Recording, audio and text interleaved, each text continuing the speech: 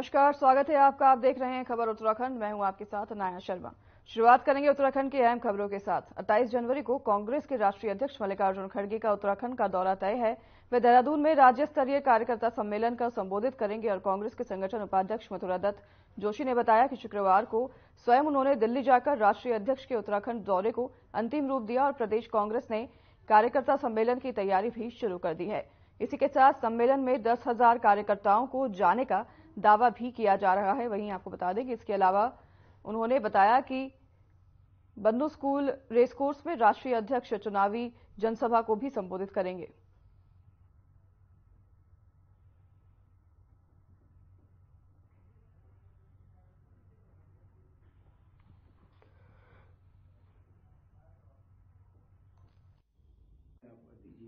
राष्ट्रीय अध्यक्ष जी का एक दिवसीय दौरा है और वो उत्तराखंड आ रहे हैं और एक विशाल जनसभा को भी संबोधित करेंगे, कार्यकर्ताओं से मुलाकात करेंगे और हमारे विधायकगण हैं, जिला अध्यक्षगण हैं, पूर्व विधायक हैं, पूर्व मंत्रीगण हैं, इन सबसे मुलाकात भी करेंगे और बन्नू ग्राउंड में मैदान जो रेस कोर्स के पास है उसमें माननीय अध्यक्ष जी की सभा होगी। सभा में हर बूथ से 2-2 व्यक्तियों को हमारा बुलाने का विचार हो रहा है और जो हमारे बूथ के अध्यक्ष और बूथ का पीएलई 2-2 व्यक्ति वहां पर हम आमंत्रित करेंगे और माननीय राष्ट्रीय अध्यक्ष जी सीधे बूथ कमेटी के पदाधिकारियों से संवाद करेंगे।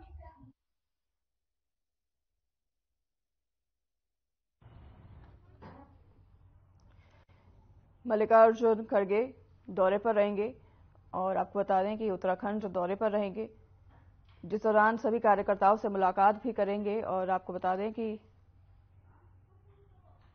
कार्यकर्ताओं से मुलाकात के दौरान चर्चा भी करेंगे, महत्वपूर्ण चर्चा करेंगे। मल्लिकार्जुन खड़गे उत्तराखंड दौरे पर रहने वाले हैं, जिस दौरान सभी कार्यकर्ताओं से मिलेंगे। आपको बता दें कि 10,000 कार्यकर्ताओं की पहुंचने की उम्मीद जताई जा रही है।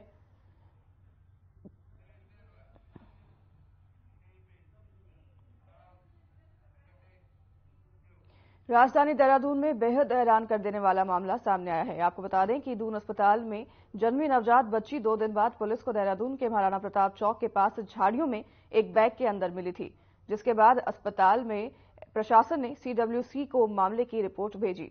इस बात को लेकर दून अस्पताल के डीएमएस डॉक्टर धनंजय डोभाल ने बताया कि 16 जनवरी को बच्ची का जन्म हुआ था, जो सिंड्रोमिक निकली थी, जिसे देखते हुए उसे 17 जनवरी को हायर सेंटर रेफर कर दिया गया था।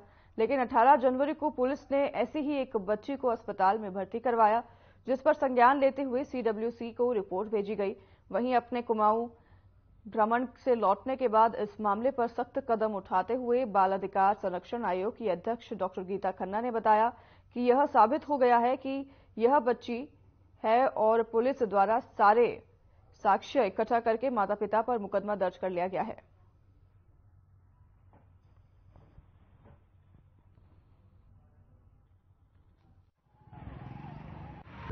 ये इसी महीने 18 तारीख की बात है कि शाम के 7 बजे एक जो नवजात शिशु था वो जो महाराणा प्रताप चौक है उसके आसपास एक बैग में रखा हुआ मिला। फिर जब पुलिस ने उसको देखा तो फिर उसकी इन्वेस्टिगेशन चालू हुई कि क्या कोई जानबूझ के छोड़ गया या किसी का बच्चा मतलब भूलवश वहां रह गया। फिर सारे सीसीटीवी का अवलोकन किया गया और 2-3 दिन में ये चीज निकल के आई उसमें कि जो उसके माँ बाप थे वो जानबूझ के उसको वहां छोड़ के गए थे। वो जैसी सीसीटीवी में वो चीज आई, हमने उसके माता पिता जो कि शक्ति विहार और रायपुर के रहने वाले हैं, दोनों के खिलाफ नामजद मुकदमा दर्ज किया और अब सीडब्ल्यूसी कमेटी को उनकी रिपोर्ट भेजी जा रही है। बाकी जो भी कानूनी वैधानिक कार्यवाही है वो की जा रही है। देखिए, जहां पर माता पिता के द्वारा ही बच्ची को इस हालत में सड़क पर फेंक दिया गया हो, मैं नहीं समझती कि वो माता पिता को हम किसी भी कारण से बच्चा अब वापस उनकी हाथ में दे सकेंगे। और जैसा मैंने कहा कि अब इसके अभिभावक सीडब्ल्यूसी हैं और वो सीडब्ल्यूसी जो है मतलब दत्तक प्रक्रिया के लिए बच्ची के स्वस्थ होने के बाद जब डॉक्टर्स हरी झंडी दे देंगे तो हम इसे शिशु सदन में भेजेंगे और फिर जो नॉर्मल एक दत्तक प्रक्रिया होती है। हालांकि जिस बच्ची में कुछ इस तरह के शारीरिक वो विकार हैं, हम नहीं समझते कि बहुत उसका दत्तक प्रक्रिया में भी बहुत उज्जवल भविष्य है। देखिए 16 तारीख को बच्चे ने जन्म लिया था। बच्चा सिंड्रोमिक था और उसको ईएनटी वाले और न्यूरोसर्जन ने देखा और बच्चे को हायर सेंटर रेफर किया था। 17 तारीख को बच्चे का रेफरल कागज बने। उसके बाद 18 तारीख को पुलिस लेके आई सेम उसी परेशानियों को लेकर के बच्चे को। लेकिन ये सत्यापित करना कि ये वही बच्चा है, इसकी इन्वेस्टिगेशन करना, ये हमारा नहीं है काम। ये पुलिस वाले इसको देखेंगे, उनके परिजनों से बात करेंगे। उसके अलावा ये है कि हमने अपनी तरफ से सीडब्ल्यूसी को लेटर लिख दिया है। हालांकि पीआई भी हमने बच्चे के भर्ती होने पे दी थी, लेकिन आज ही मैंने साइन किए है, सीडब्ल्यूसी को इंगित कराया कि भाई इस तरह का एक बच्चा मिला है, आगे के दिशा निर्देश दें और उसमें अपनी कार्रवाई करें। ऋषिकेश के मायाकुंड में दो पक्षों के विवाद के बीच कुकर के हमले से मरने वाली युवती के मामले में पुलिस ने 4 हमलावरों को गिरफ्तार कर लिया है, जिन्हें पुलिस ने कोर्ट के आदेश पर जेल पहुंचा दिया है।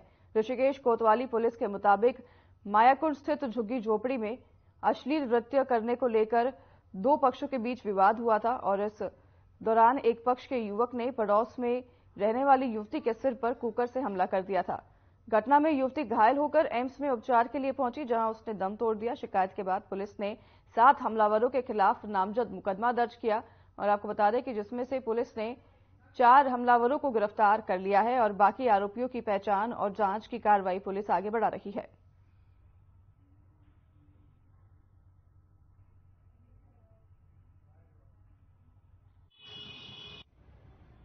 ऋषिकेश में रात्रि में वहां पर कोई गाना चल रहा था जिसपे दो परिवार जो बिहार के रहने वाले, वहां पर उनका कुछ आपसी कहासुनी हो गई, क्योंकि किसी तरह का नृत्य करने पर, वहां पर डांस करने पर आपत्ति व्यक्त की गई थी, जिस पर दोनों परिवारों के बीच में कहासुनी हुई और बाद में वहां पर झगड़ा होने के बाद आवेश में आकर एक लड़की 17 साल की नाबालिग थी, उस पर कुकर से हमला वार कर दिया था। क्योंकि उस रात्रि में उस झगड़े की सूचना पुलिस को नहीं मिली थी और उन्होंने उसको अस्पताल में एडमिट कराया था।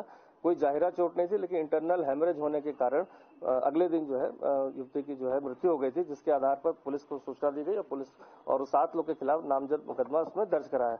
अभी इसमें से 4 लोग की इसमें गिरफ्तारी 304 आईपीसी में दर्ज करके उनको अरेस्ट कर लिया गया। बाकी लोग की तलाश की जा रही है। पिछले दिनों देहरादून के रायपुर एवं राजपुर क्षेत्र में गुलदार ने एक 12 साल के बच्चे पर हमले के बाद लोगों में डर का माहौल बना हुआ है। लोग घरों में कैद होने पर मजबूर हो गए हैं। इस मामले को लेकर पुलिस क्षेत्राधिकारी रायपुर अभिनय चौधरी ने बताया कि गुलदार वाले मामले को लेकर पुलिस जनता को भी जागरूक कर रही है। इसके अलावा वन विभाग प्रशासन के साथ समन्वय बनाकर पुलिस गुलदार को ढूंढने में बारीकी से काम कर रही है। वहीं गुलदार को पकड़ने के भरसक प्रयास जारी है।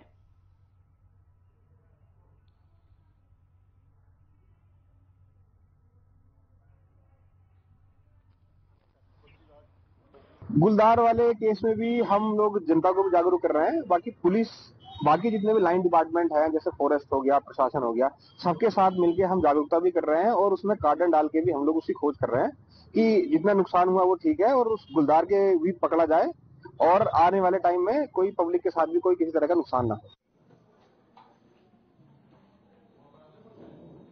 अब कोई आदमी सोशल मीडिया चला रहा है, फेसबुक चला रहा है और वो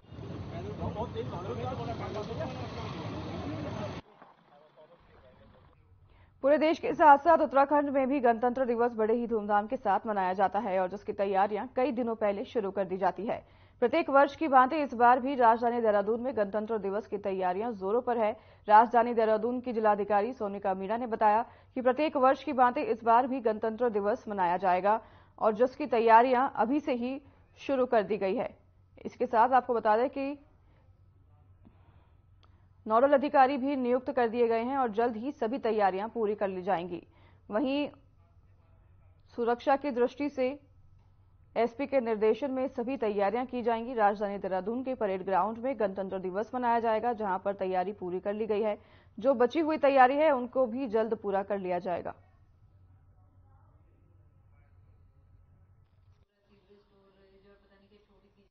छब्बीस जनवरी का जैसे हम लोग हर साल ही हमारे जो डिपार्टमेंट्स हैं, पीडब्ल्यूडी और हमारे जो लाइन डिपार्टमेंट्स हैं, नगर निगम हो गए, एमडीडीए हो गए, सभी को हमने इंस्ट्रक्शंस दे दिए हैं और हर साल की तरह हम इस साल भी काफी भव्य आयोजन कर रहे हैं।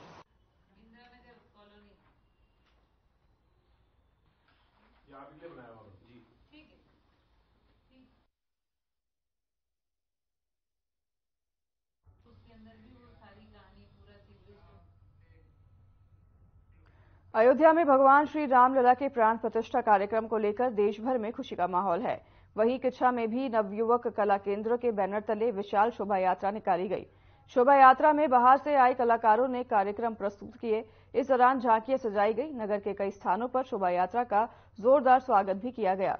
इस दौरान नगर को सुंदर तरीके से सजाया गया। शोभा यात्रा में हजारों की संख्या में लोगों ने शिरकत भी की और इस दौरान पूरा वातावरण जय श्री राम के उद्घोष से गूंज उठा। किच्छा से कांग्रेस विधायक तिलक राज बेहड़ के नेतृत्व में कांग्रेस कार्यकर्ताओं ने शोभा यात्रा का जोरदार स्वागत करते हुए सभी को राम मंदिर एवं प्राण प्रतिष्ठा की बधाई दी।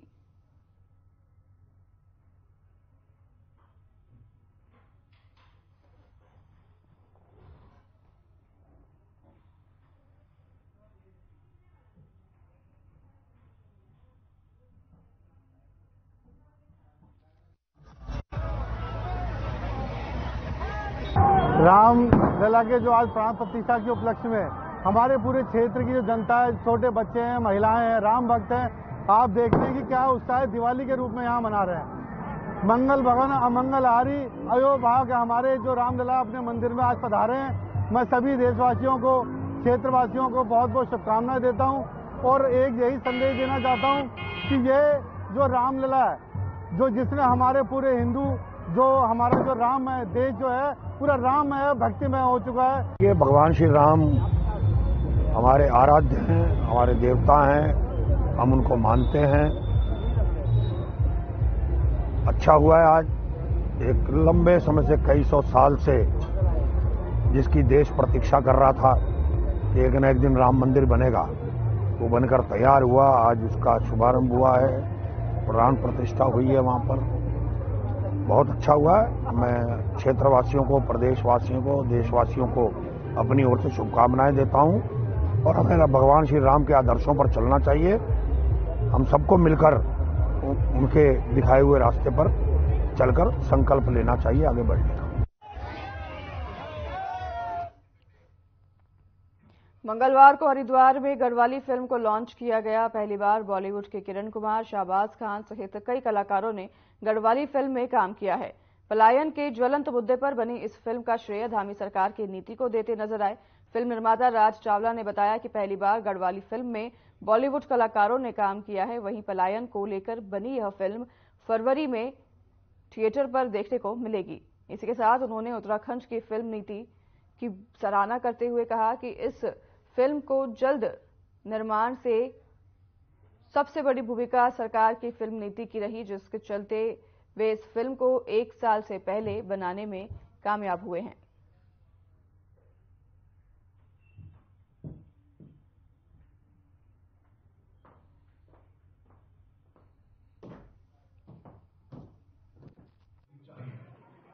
इसकी पहली खासियत तो ये है कि इसमें बॉलीवुड के कलाकार मिस्टर शहबाज खान, किरण कुमार जी, डॉली चावला, कुणाल सिंह राजपूत और बॉलीवुड के बहुत बड़े डायरेक्टर हैं यतेंद्र रावत, उन्होंने इस फिल्म को डायरेक्ट करा है।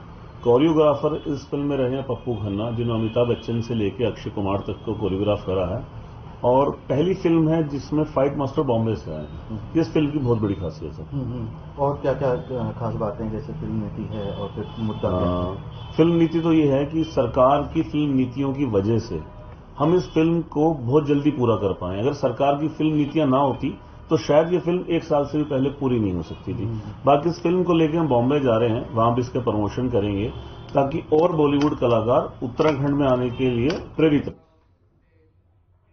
जनपद उधम सिंह नगर के खटीमा हेमवती नंदन बहुगुणा राजकीय स्नातकोत्तर विद्यालय में निर्धारित तिथि पर सांस्कृतिक कार्यक्रम न कराए जाने से आक्रोशित छात्रों ने छात्र संघ अध्यक्ष रोहित गंगवार के नेतृत्व में महाविद्यालय गेट पर तालाबंदी कर वहीं धरने पर बैठ गए।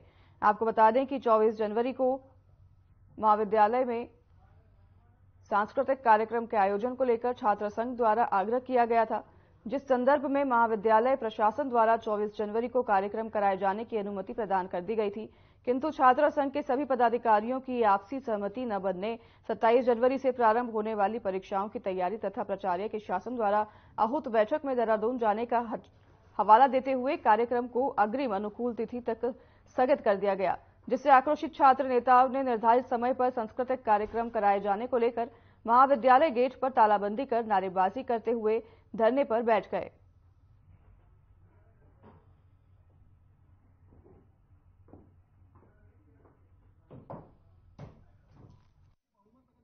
द्वारा किया जाना 24 तारीख को, जिसके जो प्रिंसिपल साहब हैं उन्होंने हमें रिपोर्ट दी थी। यहाँ पर छात्र संघ जो पदाधिकारी हैं इनके द्वारा आपस में कोई सामंजस्य नहीं हो पा रहा है, लिहाजा इसको स्थगित किया जाता है। अभी अगली डेट दी जाएगी जिसमें ये सांस्कृतिक प्रोग्राम होगा। कुछ एनएसआई के जो पदाधिकारी यहाँ पर धरना प्रदर्शन कर रहे हैं और यहाँ पर अभी क्योंकि कुछ दिनों के बाद परीक्षा भी होने वाली है और हमारे प्रिंसिपल जो महाविद्यालय के प्रिंसिपल साहब वो अभी देहरादून में किसी मीटिंग के सिलसिले में गए हुए हैं, तो इनका धरना प्रदर्शन जो जायज़ नहीं है। फिलहाल मैंने इनको समझाने की कोशिश की है, देखते हैं कुछ देर में ये समझ जाएंगे और इनको बताएंगे कि नियम के अनुसार काम करें, अन्यथा इनके खिलाफ कार्रवाई कीजिए। कई दिनों पहले 28 तारीख की पहली शुरुआत थी हमारी। सब कॉलेजों को देख के हमने भी एक सांस्कृतिक प्रोग्राम कराने की रुचि रखी थी अपने कॉलेज में। तो हमने 28 तारीख को ये बात हमारे जो प्राचार्य जी हैं उनसे बात शेयर करी थी। तो छुट्टियों के कारणवश इसमें डिसीजन नहीं हो पाया था। तो प्राचार्य जी ने हमसे कहा था 11 तारीख को आप आएँ और हम आपको तिथि दे देंगे कि किस तिथि में प्रोग्राम होना है। तो हम इसी 11 तारीख को हम जब गए जनवरी की, तो हमें फिर 16 तारीख के लिए कहा गया और ऐसे करते करते 16 तारीख को हम फिर बैठे। 16 तारीख से 20 तारीख को हमारे डिसीजन पूरा क्लियर हुआ कि हाँ 24 तारीख को फ्रेशर होगी। उसमें भी कई अन्य वर्गों द्वारा आपत्ति लगाई गई। उस आपत्ति को देख के, हर चीज को देख के गुरुजी ने एक डिसीजन लिया कि हाँ हमारे पास बहुमत ज्यादा थी, तो हमारे जो सांस्कृतिक कार्यक्रम था वो 24 तारीख को निर्णय लिया कि हाँ होगा।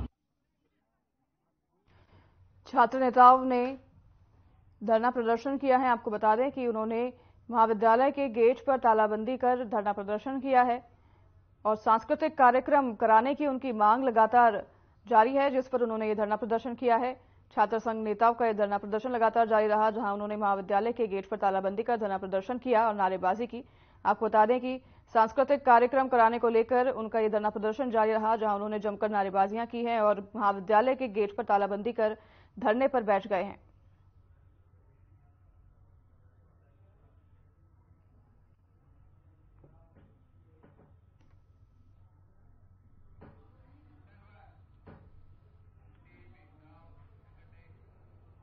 खबर दिनेशपुर से है, जहां प्रेस क्लब ने दिनेशपुर कम्युनिटी हॉल में पराक्रम दिवस 127वीं सुभाष चंद्र बोस की जयंती समारोह का आयोजन किया। देर शाम तक चले कार्यक्रम में स्कूली बच्चों ने देशभक्ति में संबंधित गानों पर नृत्य और गायन किया। वहीं नगर में शोभा यात्रा भी निकाली गई। साथ ही सुभाष चौक स्थित सुभाष चंद्र बोस की मूर्ति पर माल्यार्पण किया गया। कार्यक्रम में क्षेत्रीय विधायक अरविंद पांडे मुख्य अतिथि के रूप में पहुंचे। कार्यक्रम में पूर्व सैनिक भी शामिल रहे।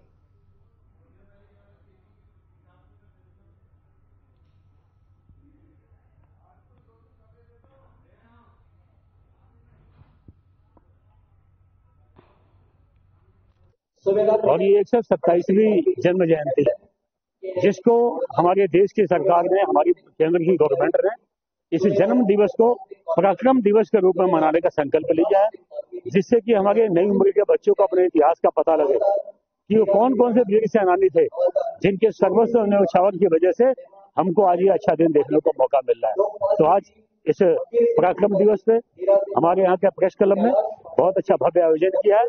मैं स्थानीय सभी मीडिया कर्मियों को इसके लिए साधुवाद देता हूँ कि नई पीढ़ी तक अपने महापूर्वजों का त्याग बलिदान को पहुंचाने का काम किया है। मैं इस जन्म जयंती की बहुत बहुत शुभकामना देता हूँ। नेताजी सुभाष चंद्र बोस के विषय में जितना कहा जाए उतना कम है, लेकिन भारत के एक ऐसे इतिहास में इनका जो है जो प्रतिष्ठा सम्मान इनको शुरू से मिलना चाहिए था वह नहीं मिला। ये मेरे दिल में ये टीस जरूर रहती है कि जिस इंसान ने यहाँ पर म्यांमार से लेकर के जापान तक का उनमें अपना एक सेना गठन किया था, उस सेना गठन करने के बाद कितनी इनको परेशानियां झेलनी पड़ी। और मैं एक चीज और कहूँ, अब देखिए उनके मृत्यु का जो बात अभी वो संशय रहता है, लेकिन जरूर रहते विमान दुर्घटना में उनकी मृत्यु थे ऐसा कहा जाता है।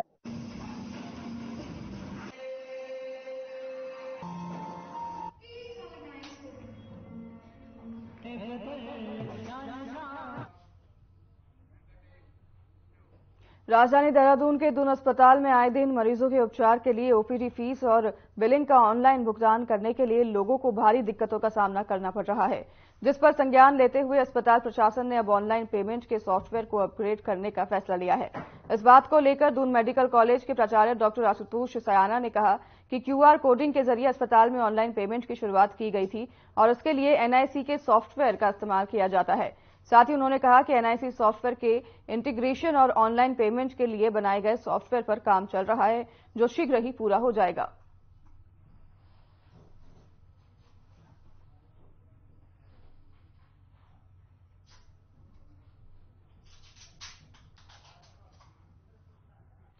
NIC से है और क्योंकि जो भी हमारे ऑनलाइन जो है अपॉइंटमेंट हैं और चाहे जो है बिलिंग के लिए ऑनलाइन बिलिंग का है, पेमेंट का है, तो उसके लिए जो है कुछ परेशानियां थी और इस बीच में हमने QR कोडिंग से एक शुरुआत करी थी और उसके अलावा एक इंटीग्रेशन जो हमारे NIC के सॉफ्टवेयर से और एक ऑनलाइन जो है पेमेंट का जो सॉफ्टवेयर जो है बनाया है, एक उसके लिए भी जो है हमारे जो है इस पे काम चल रहा है और मुझे लगता है वो शीघ्र ही ऑनलाइन पेमेंट, ऑनलाइन रजिस्ट्रेशन, ये सब चीजों की जो है सुविधा यहाँ पे मिल जाएगी।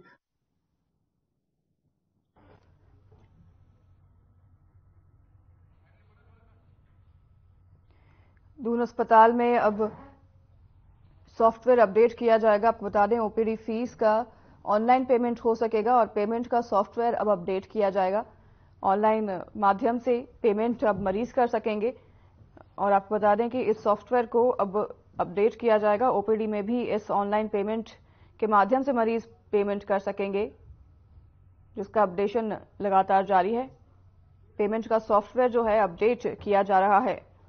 दून अस्पताल में मरीजों के लिए अब सहूलियत हो गई है, अब वो ऑनलाइन पेमेंट कर सकेंगे।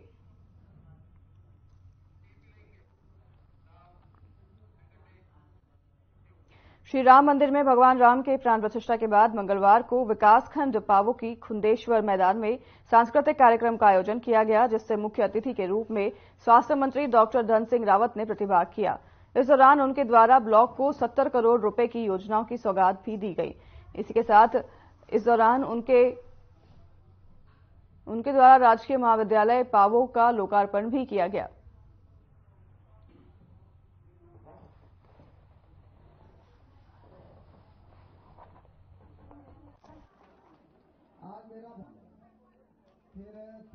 कई वर्षों से पावो के लोग पानी के लिए बहुत परेशान थे और जब मैं विधायक बना तो हमने वादा किया था कि हम धारी देवी से पानी पीएंगे और आज मैं प्रधानमंत्री जी का भी, मुख्यमंत्री जी का भी, अपनी सरकार का धन्यवाद देना चाहता हूँ कि लगभग 46 करोड़ रुपए की लागत से अब पावो के हर गांव को पानी दिया जाएगा।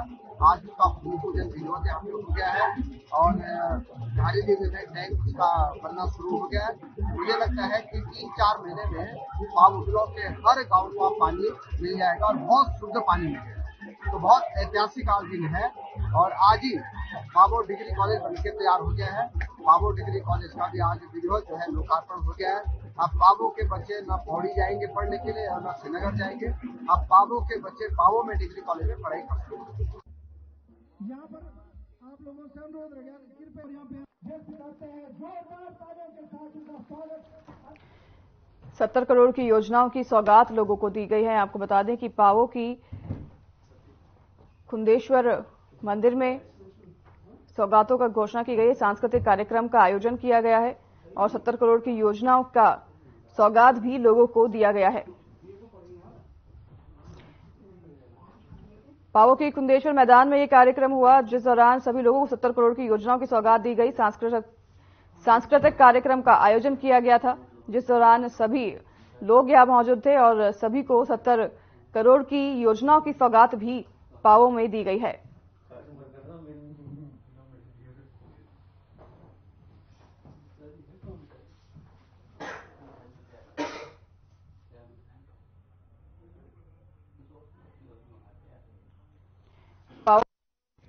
लोगों को 70 करोड़ की योजनाओं की सौगात दी गई है। आपको बता दें कि सांस्कृतिक कार्यक्रम का आयोजन किया गया था और इस दौरान पावो के लोगों को 70 करोड़ की योजनाओं की सौगातें दी गई हैं। पावो की खुंदेश्वर मैदान में ये कार्यक्रम का आयोजन किया गया था और इस दौरान पावो के लोगों को 70 करोड़ की योजनाओं की सौगातें दी गई हैं।